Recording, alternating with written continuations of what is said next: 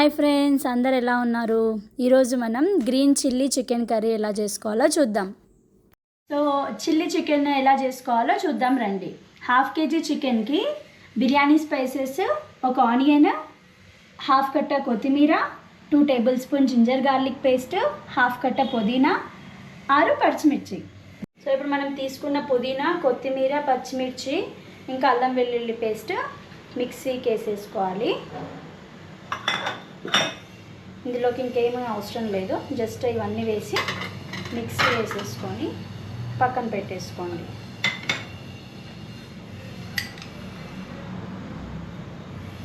So ఇప్పుడు మనం ఒకటి కడాయి తీసుకొని అందులోకి ఒక 4 tablespoon ఆయిల్ వేసుకుందాం. సో ఇక్కడ నేను గ్రౌండ్నట్ ఆయిల్ వాడుతున్నా, మీరు కూడా గ్రౌండ్నట్ ఆయిల్ వాడండి, హెల్త్కి చాలా మంచిది. సో ఇప్పుడు హీట్ అయిన ఆయిల్లోకి బిర్యానీ స్పైసెస్ ఇంకా పొడిగా కట్ చేసుకున్న ఆనియన్స్ వేసేసుకుంటున్నాం. సో ఇది బాగా కొంచెం బ్రౌన్ కలర్ వచ్చేదాకా వేయించుకోండి. సో ఇది తొందరగా వేగాలంటే మనం ఒక స్పూన్ ఉప్పు వేసుకుంటే ఈజీగా వేగిపోతాయి అన్నమాట. ఒక స్పూన్ ఉప్పు వేసుకున్నా ఇందులోకి, మరీ వేసుకోవాలి ఉప్పు, బట్ ఇప్పుడు ఒక స్పూన్ ఉప్పు వేసుకున్నాం. సో ఇలా బ్రౌన్ అయిన తర్వాత ఇందులోకి మనం చికెన్ని యాడ్ చేసేసుకోవాలి. ఇలా చికెన్ని యాడ్ చేసుకున్న తర్వాత మూత పెట్టేసుకొని ఇందులో ఉండే వాటర్ అంతా పొయ్యేంత వరకు బాయిల్ చేసుకోవాలి. ఇప్పుడు మనం ప్లేట్ పెట్టేసుకోవాలి.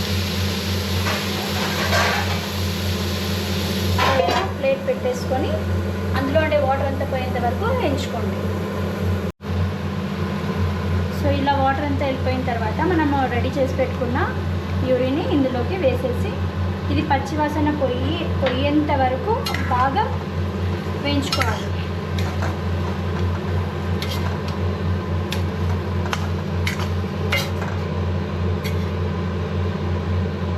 గ్రేవీ అంతా దగ్గరికి అయిన తర్వాత ఇందులోకి 1/2 స్పూన్ కారం, ఎందుకంటే మిర్చి ఆల్రెడీ 6 వేసుకున్నాం కాబట్టి ఇందులోకి 1/2 స్పూనే వేసుకుంటున్నా.